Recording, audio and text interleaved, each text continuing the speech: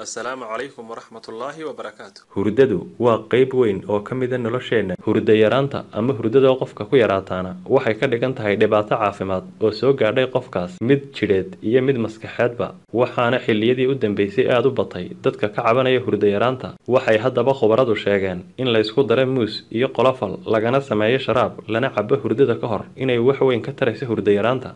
Muuska waxa ku jira maadada ximdul tryptophan iyo maadooyinka calciumka, potassiumka iyo xadiidka, kuwaas oo ka saacidaya in hormoonada jidhkaagu si fiican u shaqeeyaan, isla markaana waxay door weyn ku leeyihiin nidaamka hurdada. Dhinaca kalena, qolofalka waxa ku jira saliido u fiican jidhka sida saliidda ugenol. Waxa kaloo ku jira qolofalka vitamin A, waxaanu qolofalku hoos u dhigaa cilladaha ku yimaada wareegga dhiigga iyo casiraadda caloosha, kuwaasoo carqaladeyn kara hurdada. Qaabka haddaba sharaabkan loo diyaarinayaa waa inaad litir biyo ah karkariso. Markay karsamaana waa inaad soo qaaddo 2 xabo ama xabad muusa, kadibna aad googoyso oo aad ku dhex darto biyihii, kadibna aad isu dayso 10 daqiiqo. 10 daqiiqo markaad isu dayso muuskii iyo biyihii, 10 daqiiqo kadibna waxaad ku daraysaa malqacad yar oo qolofala oo shiidan, kadibna waxaad cabaysaa 1 koob xilliga hurdada saacad ka hor.